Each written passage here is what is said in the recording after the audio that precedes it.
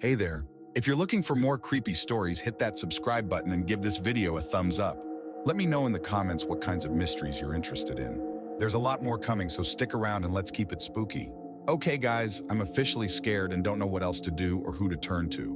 Long story short, let me just ask if everyone here is familiar with number stations. Well, for those that don't, briefly, they're weird shortwave radio broadcasts, just robotic-ish voices reading strings of numbers and sometimes letters. No explanation. No station ID. Just 4, 7, 2, 1. Repeat. They've existed since the Cold War, and some say they're spy transmissions.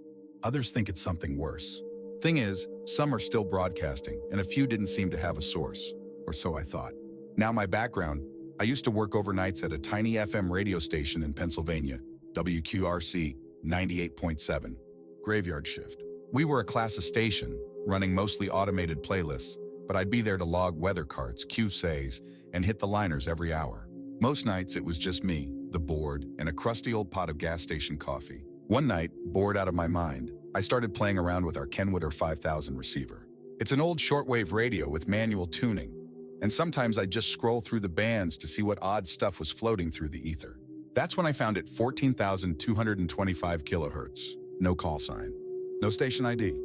Just this flat, robotic little girl's voice reading numbers 9, 4, 0, 1, 7, 0. Then a pause. Then this awful clicking sound, wet and erratic, like keys on glass or something. Then silence. I thought I just stumbled upon another old number station, but this one felt the only way I know how to describe it.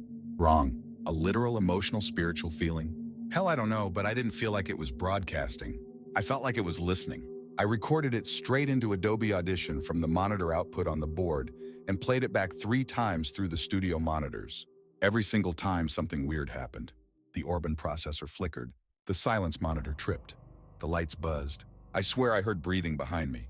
I told Mitch, our weekend weather guy and part-time engineer. He laughed until I played it for him. Then he went pale. I used to hear that broadcast as a kid, he said. Not on a radio, though.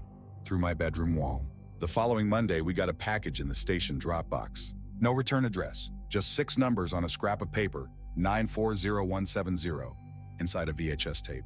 It showed grainy, black and white footage of the station, filmed from across the road. The camera zoomed in on the studio window, on me sitting at the board. The timestamp?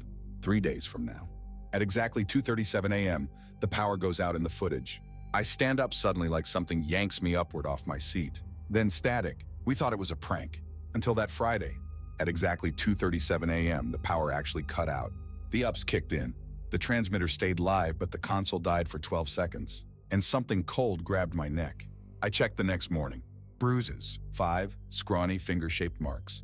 Like something had grabbed me with wires made of ice. Every Monday, another package, another tape. Each one showed something that hadn't happened yet, and each one came true. Janelle, our traffic anchor, vanished during a live break. Just like the tape. Her car was found at a rest stop, still idling. No trace of her in the system. No lease. No pay stubs. Even our Enco playout logs were wiped clean, like she'd never recorded a single cart. With some much-needed advice and help from a few others, I attempted to see if there were patterns to the numbers. I couldn't believe it. We found that some were coordinates. Others pointed to military facilities and old decommissioned towers. One pointed directly to our STL dish. But another? My own home address. After this, the broadcast on 14225 changed. It wasn't the little girl's voice anymore. It was Mitch's, then Janelle's. Then it was mine.